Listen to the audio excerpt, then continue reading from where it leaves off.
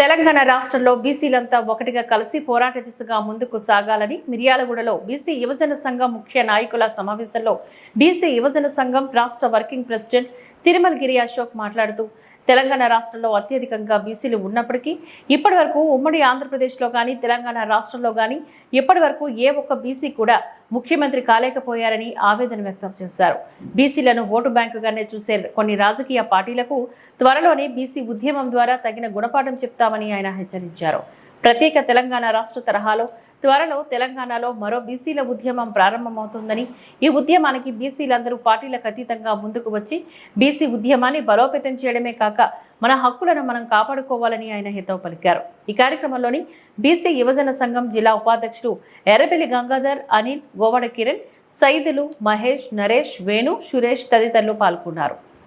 తెలంగాణ రాష్ట్రంలో రానున్నది బీసీల రాజ్యమే అని చెప్పేసి ఈరోజు మిర్యాలగూడలో బీసీ యువజన సంఘం ముఖ్య నాయకుల సమావేశం ఏర్పాటు చేయడం జరిగింది.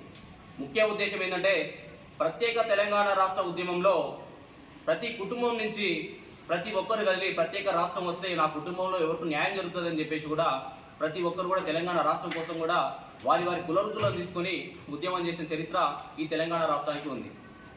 అదే తరహాలో మరొక ఉద్యమం తెలంగాణ రాష్ట్రంలో ప్రారంభం కానుంది. అదే బీసీల ఉద్యమం.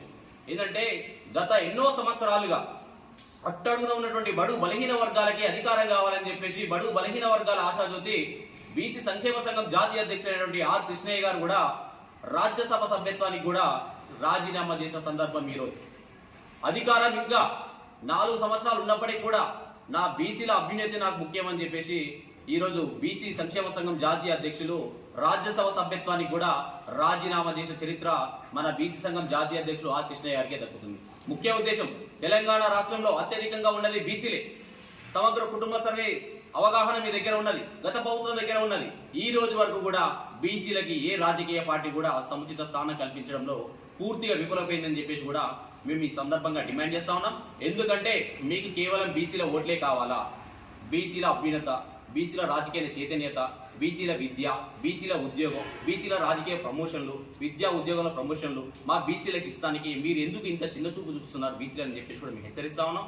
ఎందుకంటే ముఖ్య ఉద్దేశం ఒకటే, బీసీలని ఓటు వేసి యంత్రాలుగా వాడుకున్నటువంటి కొన్ని రాజకీయ పార్టీలకి త్వరలోనే తగిన బుద్ధి చెప్పాలని చెప్పేసి కూడా బీసీలందరూ కూడా సిద్ధమై ఉన్నాం. ఎందుకంటే రాష్ట్ర తరహాలో కూడా చర్చలు జరుగుతూ ఉన్నాయి. ఎందుకంటే రానున్న రోజులలో ఈ పండగ తర్వాత, దసరా పండుగ తర్వాత బీసీ ఉద్యమాన్ని ముందుకు తీసుకువెళ్ళడానికి తగిన కార్యాచరణ ఎలా రూపొందించాలని చెప్పేసి కూడా జాతీయ నాయకత్వం, రాష్ట్ర నాయకత్వం కూడా దానికి విధంగా చర్చలు కూడా చేస్తా ఉన్నారు. ఎందుకంటే రాష్ట్ర నాయకులందరితో కలిసి అన్ని కుల సంఘాల అధ్యక్షులతో కూడా ప్రతిరోజు సమావేశాలు